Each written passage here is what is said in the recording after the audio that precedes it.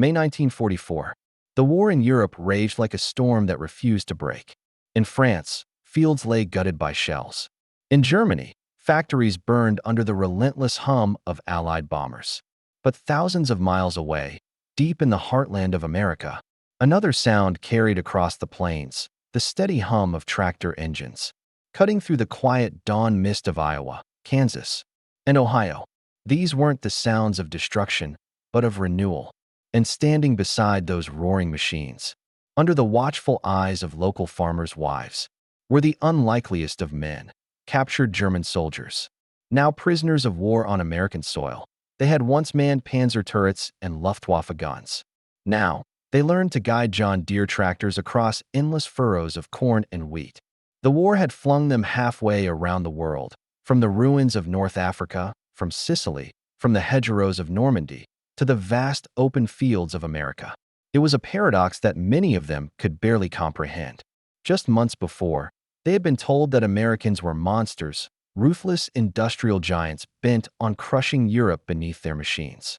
But here they were, being handed sandwiches, shown how to clutch the wheel, and told gently, "You'll get used to it soon." The transformation began in 1943, when America faced a crisis not of steel or fuel, but of hands. With 16 million men in uniform and 10 million more working in war industries, farms across the Midwest faced collapse. Crops rotted in the soil. Dairy herds went untended. To sustain the front lines, America needed its farmers, and to save its farmers, it needed labor. The answer came from an unlikely source: captured German and Italian prisoners of war. Under the Geneva Convention, they could be assigned non-military labor, and by the summer of 1944, over 400,000 Axis POWs had been scattered across the United States. Many of them found themselves behind barbed wire in sprawling camps. Camp McCoy in Wisconsin, Camp Concordia in Kansas, and Camp Shelby in Mississippi. From these compounds, they were dispatched in small groups under guard to neighboring farms. It was there, in the open sunlight and quiet rhythm of rural America, that something extraordinary began to happen. At first, the prisoners viewed it as humiliation. To go from panzer crewman to field hand, from soldier to farm laborer, was to tumble from the grandeur of war to the obscurity of toil. They trudged to the fields in their khaki uniforms marked PW, wary of their captors and expecting cruelty. Yet instead of jeers, they found the calm authority of farm wives, women who had spent the past 3 years doing the work of their absent husbands. They were stern but fair, used to coaxing broken machinery and stubborn men alike. The first days were awkward. Language was a barrier, and pride an even greater one. Commands were mimed, mistakes forgiven. A German soldier, once trained to calibrate tank optics to within a fraction of a degree, now struggled to steer a tractor in a straight line. Yet as days turned to weeks, the rhythm of the land began to work its strange alchemy. Work was universal, a language older than war. It wasn't long before laughter broke the silence between rows of wheat. A German prisoner, sweating beneath the Kansas sun, wiped his brow and muttered in halting English, "In Russia, no bread. Here, too much bread."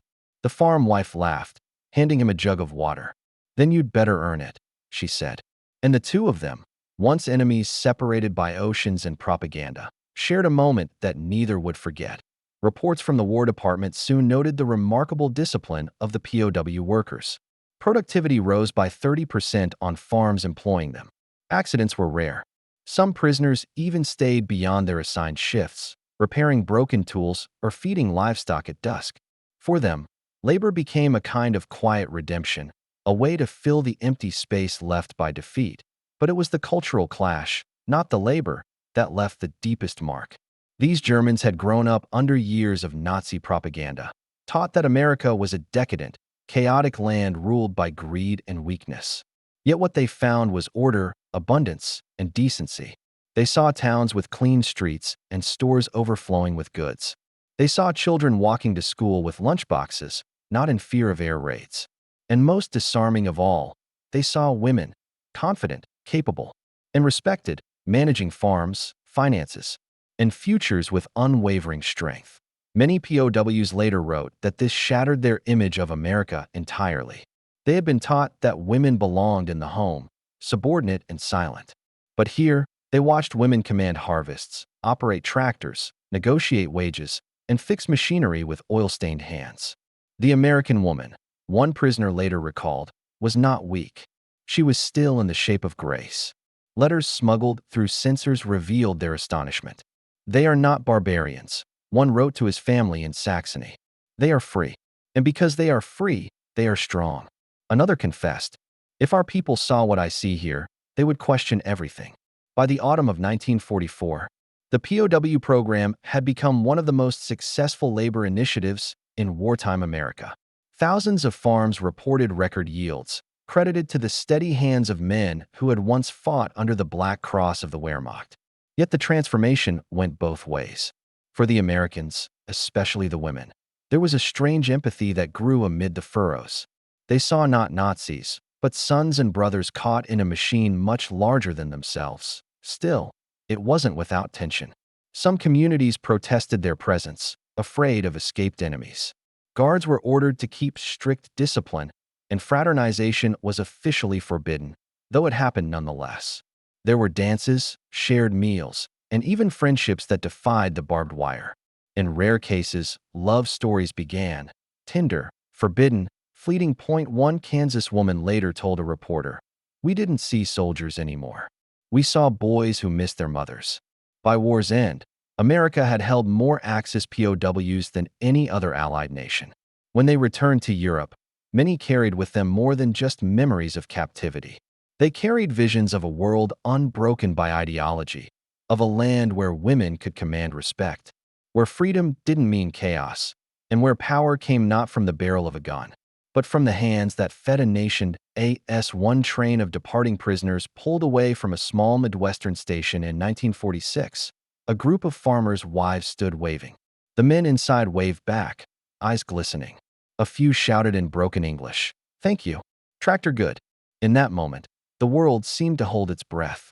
The war had built walls of hate and fear, but here, among the wheat and engines of America's heartland, those walls had quietly begun to crack. What those prisoners could never have known was that what they experienced in those fields would become a seed, one that would take root in post-war Germany, reshaping how a generation viewed freedom, equality, and work itself.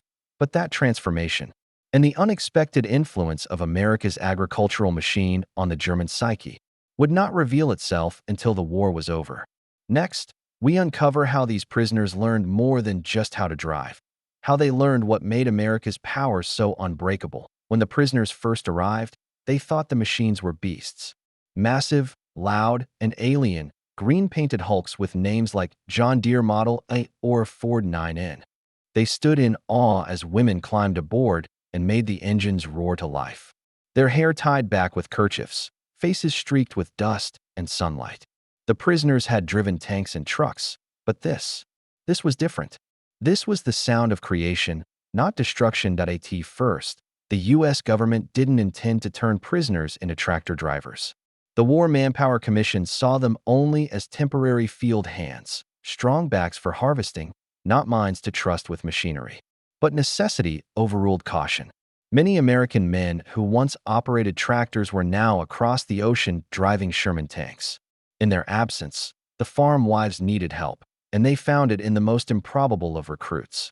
Training began quietly. A few prisoners who showed mechanical aptitude, many of them former auto workers or farm boys back in Germany, were given access to the tractors. They were taught by women who had learned the machines themselves only months before.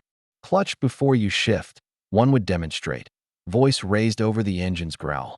"Don't jerk it, ease it." The Germans listened carefully. Soon they began to treat the tractors with the same reverence they once reserved for Panzer engines, and they discovered something remarkable.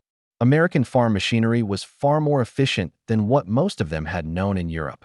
The Model A's two-cylinder engine could deliver up to 20 horsepower and run for 10 hours on a single tank of fuel. The Ford 9N, a marvel of simplicity and durability, used a hydraulic lift system, invented by Harry Ferguson, that allowed one person to adjust heavy plows without leaving the seat. It was mechanical democracy, designed for anyone to master. In post-war interviews, several former POWs admitted that American machines stunned them. Everything was so practical, recalled one. In Germany, we built to impress. In America, they built to work. That realization would echo through the coming decades, influencing post-war German industry. But beyond the engineering, there was another secret advantage, an organizational one. Every machine, every part, every tool in those barns was standardized. Bolts fit universally. Spare parts arrived by mail within days. Even in the middle of wartime shortages, American logistics ensured the flow of repair kits, belts, and oil filters to rural counties. For prisoners used to the chaos of collapsing German supply lines, it was nothing short of astonishing. One POW mechanic, formerly from Stuttgart, was assigned to maintain a cluster of tractors in Nebraska. He later said he couldn't believe how perfectly parts from one machine fit another. In our army, he said, you prayed the spare part would fit. Here it always did. To him, that standardization was America's real secret weapon. WWII 1944. Reports from the War Food Administration described POWs operating machinery with efficiency equal to native labor. Some farms even assigned prisoners as lead mechanics. The guards, often older veterans, relaxed their vigilance, recognizing that these men no longer seemed like prisoners of war, more like apprentices of peace. The irony wasn't lost on anyone. A year earlier, some of these same men had fired at American convoys. Now they greased American gears. And as they worked, they learned something more profound than farming. They learned about trust and about a kind of power the Nazi state had never understood, voluntary cooperation. Still, not all took to it easily. Some resisted, clinging to bitterness. One dramatized composite prisoner told a guard, "I am a soldier, not a slave." The guard replied evenly, "Then work like a soldier." And slowly he did. Within weeks, the same man was teaching others how to replace a worn piston on a combine engine. In the background, an invisible army of engineers and factory workers sustained the whole system. In Moline, Illinois, John Deere engineers worked day and night to modify designs for wartime production, using less rubber and steel without reducing output. At the Ford plant in Dearborn, lines once building tanks now alternated between war machines and tractors. Every gearbox, carburetor, and hydraulic line was stamped, packed, and sent across the nation's railways, a logistical miracle born of industrial coordination. The result was a quiet revolution. The tractors the POWs learned to drive weren't just feeding America. They were demonstrating an ideal, the fusion of human labor and mechanical reliability. The Germans watched as the women who trained them repaired belts, adjusted carburetors, and even welded joints. Many of those women were part of the Women's Land Army, a wartime mobilization of civilian labor that symbolized the resilience of the American home front. They were strong, fearless, wrote one former POW. When they taught us, it was not with hatred, but with pride. In late 1944, a small incident in Oklahoma captured the entire paradox of this strange coexistence. A tractor broke down during harvest. Its clutch plate cracked. The local mechanic was away, and the farm wife despaired. The wheat would spoil by the next day. One of the prisoners, a former factory technician named Heinrich, asked for tools. Under watch, he dismantled the gearbox, reshaped the damaged plate with a hammer and anvil, and had the tractor running by sunset. The guards clapped him on the back. The woman brought him pie.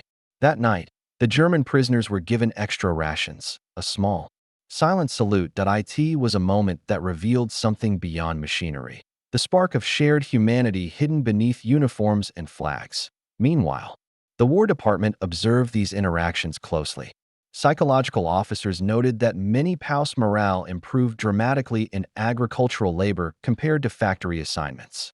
Some even petitioned to remain on farms instead of returning to camp.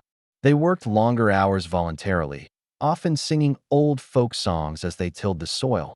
For the local farmers, the benefits were tangible. Crops were harvested on time. Livestock were fed. Barns were repaired. But something subtler was happening too. The farm wives, many of whom had shouldered unbearable burdens, found themselves in unexpected authority. They managed labor crews of men who had once been enemies. And they did so with confidence. One Iowa woman wrote later, "For the first time in my life, I realized what leadership meant." To the German prisoners, this was deeply unsettling. They came from a society where hierarchy was sacred, where women were taught to obey.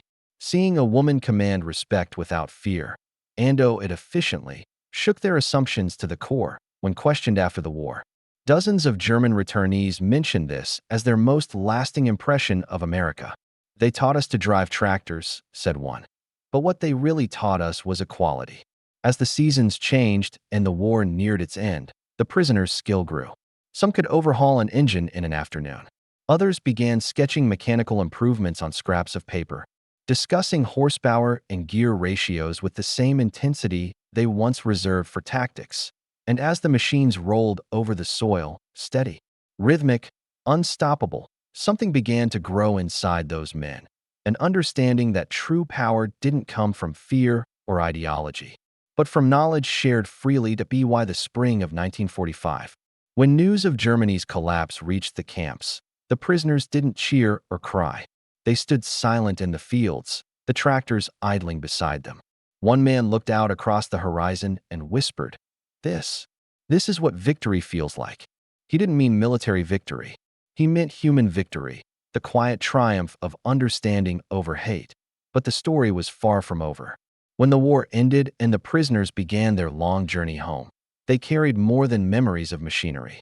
They carried the seeds of a new vision for Germany, one shaped by tractors, farm wives, and the strange, healing rhythm of the American heartland. Next, we follow those men as they return to a shattered Germany and see how what they learned in America helped rebuild an entire nation's soul. Spring 1946. The war was over, but the world lay in ruins. Across Germany, cities stood like skeletons, shattered glass, burned stone, and the silence of defeat. Trains crawled across broken rail lines, bringing home what was left of an army that no longer existed. Among the passengers were thousands of men who had once been prisoners in America.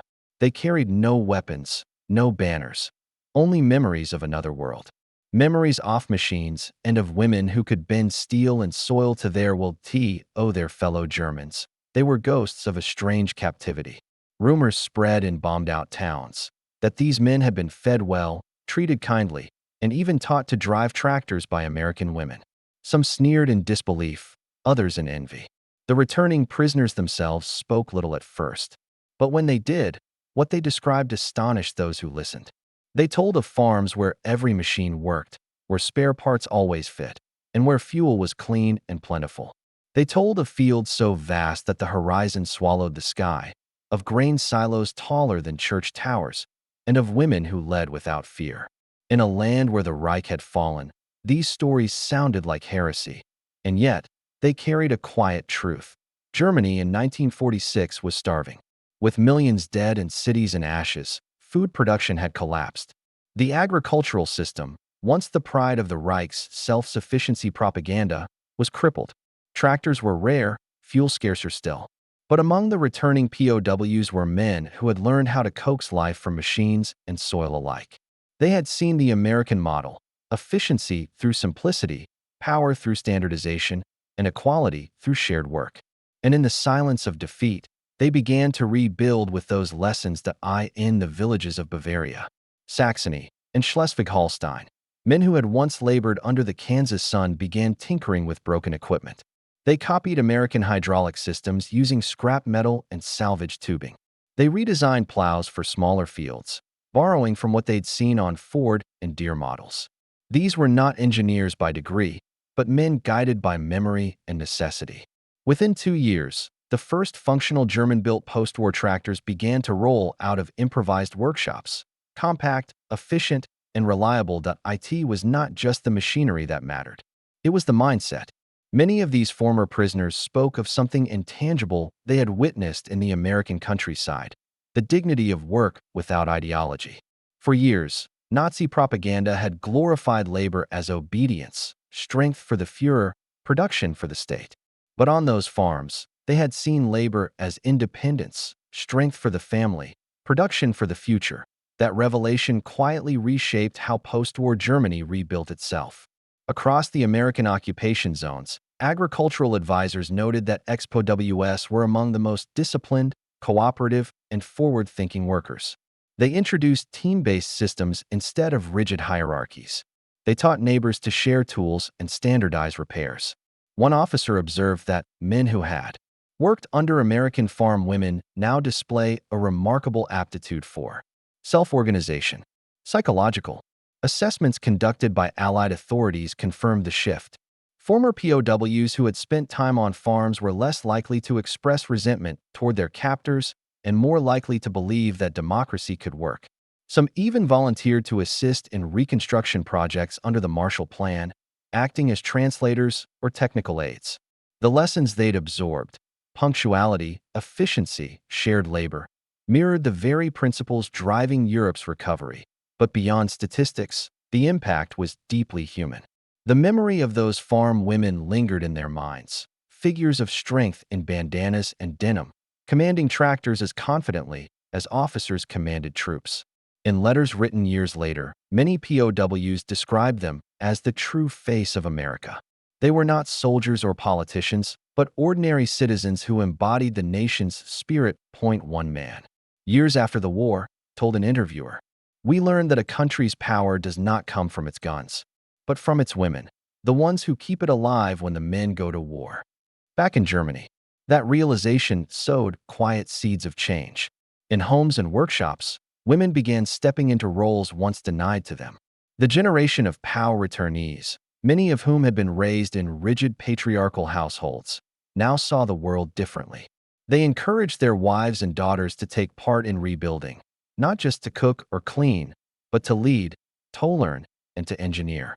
The American example had struck deeper than the U.S. Army ever intended. At the same time, the tractors themselves, symbols of that unlikely education, became icons of renewal. Under the Marshall Plan, American surplus equipment was shipped to Europe. John Deere and Fordson tractors appeared in German fields, operated by hands that had once learned their controls behind barbed wire. For many, the first moment they heard an engine hum again in the ruins of home was profoundly emotional. One farmer recalled crying as he drove a rebuilt tractor through the ashes of his family's barn. "It was the sound of life returning," he said. Economists later noted that Germany's rapid agricultural recovery between 1947 and 1952, a cornerstone of its post-war revival, owed much to these returning prisoners and their technical skills. But in interviews, the men rarely spoke of mechanics. They spoke of decency, of the way an American woman had handed them bread at noon or trusted them with her children nearby, of how she had said thank you after a day's work, a word they had not expected to hear from an enemy. That single human exchange, across language, ideology, and war, did more to dismantle hate than 1,000 speeches. When American sociologists revisited Germany in the 1950s, they found traces of that legacy everywhere. In farm cooperatives, in mechanical workshops, and even in civic organizations, the ex-POWs were quietly shaping a more open, pragmatic Germany. The ideology that once glorified conquest had been replaced by one that celebrated craftsmanship and cooperation. And yet, the story remained largely untold. In post-war Germany, few wanted to admit how much they had learned from the enemy. In America, too, the tale faded into obscurity, overshadowed by the atomic age and the triumphs of peace. But among those who had lived it, the memory never died. Decades later, at a reunion in Bavaria, a group of aging men gathered to honor a woman they had never seen again, the Kansas farmer's wife who taught them to drive a tractor. They drank coffee, laughed, and told stories of their days in the fields. One of them, a gray-haired mechanic, raised his glass and said simply, "She taught us how to turn the earth, and in doing so, she helped us turn our hearts." The others nodded. No monument marked their gratitude, and no medals were given. But in that moment, they understood the full measure of what had happened. War had tried to break them, to divide, to dehumanize. Yet it was through work, through the soil, and through the guidance of ordinary women that they rediscovered what it meant to be human. The tractors they once feared had become symbols of something far greater, the unstoppable engine of empathy. And in that realization lies the quiet lesson of history, that sometimes the greatest victories of war are not won on battlefields, but in the hearts of those who learn to rebuild. Afterward, one former prisoner wrote, years before his death, "They conquered us without firing a shot, not with bombs, but with kindness. And that is a power no army can defeat.